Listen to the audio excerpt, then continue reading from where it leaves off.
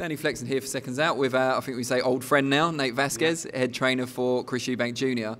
We were here obviously last week and spoke to you then just about how you guys came together. I want to ask you a bit more today about the camp itself. So just tell us a bit about the structure of the camp, how long it's been, and how you've kind of tapered it as you've gone forward.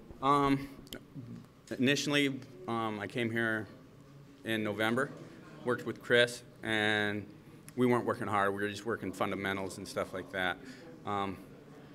So came out, went back Christmas and came directly back here, and from 8 weeks on, we got 8-week full camp.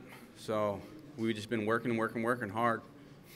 And do you oversee everything? So the strength and conditioning side, are you talking to the S&C guys? Are you kind of working with Ronnie as well? How does it kind of collaboration? Me and Ronnie always work together.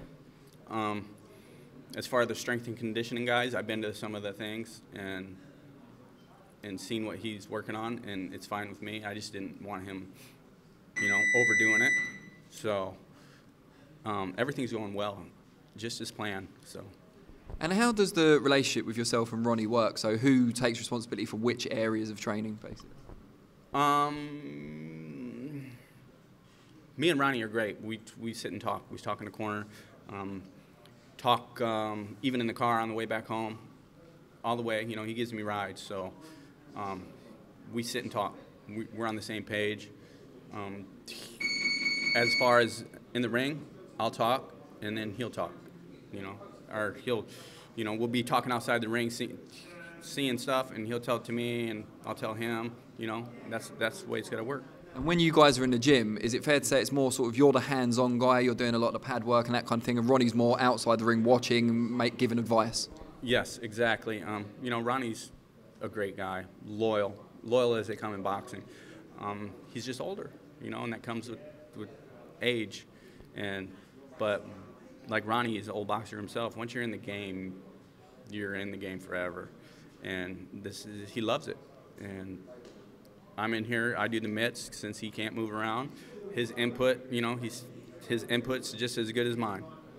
And you've clearly embraced working together. It seems like it's going really well. Before you actually met and came into the gym, were you at all apprehensive about coming into a camp where a guy had been with the fighter his whole career and you were coming in kind of fresh? Of course. You always are like that because you don't know how they're going to accept you in the gym. But Ronnie accepted me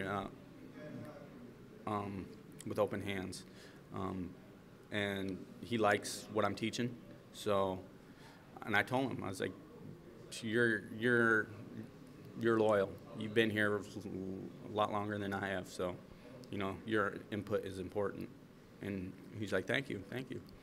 Yeah, he was equally praising you as well, so it's great to see you guys working so well together.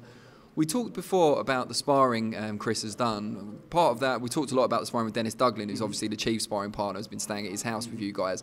But he also did a lot of sparring with unbeaten Cody Davis. Just tell us a bit about those sparring sessions and what you made of Cody Davis as a fighter. Great fighter. Big, super middleweight. Great fighter. He's going to be one to look out for here up and coming. He only has 10 fights. Had a couple fights fall out recently. He had some issues and couldn't make it down for the last parts of the camp, which was horrible. So we just wish him well right now. And talking about the sparring, he couldn't make it down for the latter parts, but Dennis Duglin's obviously been here throughout. Just tell us a little bit about the work that Dennis has done and how beneficial it's been to have him over for the whole camp. Dennis is great. Emulates DeGale perfectly, with the movement. Dennis is a real slick southpaw, throws a lot of punches. It's all about having someone in there that's going to be like your opponent. You can't fight and spar someone that's not going to be emulating your opponent's style. It's just not going to work, and Dennis is a perfect match. And what's it been like, the three of you guys all living together in Chris Eubank's house? Well, we were asking Dennis earlier, he was saying you've been playing a lot of poker? Oh, yeah, they play poker. I don't play. I played one time. I got to the finals and lost, and I don't like heartbreaking. I don't like losing my money. But it's great. I sit there and watch Netflix, TV all the time. It's chill. It's relaxed. We don't really talk boxing at the house because we live boxing. and every time you're in the gym, it's all boxing, it's all boxing. So you need to relax from it, you know. Besides me watching fights and Chris watching fights, it's it. Although you're not officially kind of focusing on boxing while you're in his house, is there kind of half an eye on kind of what he's eating or if he's resting and that kind of thing? He's getting a lot of rest. That's real important in a camp. You have to get rest.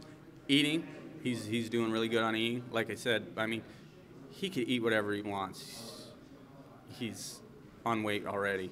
I mean, he could go in today and weigh 168, you know, so he's eating clean and sleeping good and training great. So next week is all easy week and be all rested up and ready for Saturday. As a trainer, obviously this is a big fight up at 168, but as you've said, he's on weight now. Most people think he could make middleweight still. Would you like to see him at middleweight? Would you think he might be more effective at middleweight because it's closer to where he would have to actually lose some weight for it? 160, there's a lot of big fights at 160. A lot of big money fights. You got Canelo, you got the Jacobs, you got, who else from? Golovkin still. Golovkin, and you have the Charlo.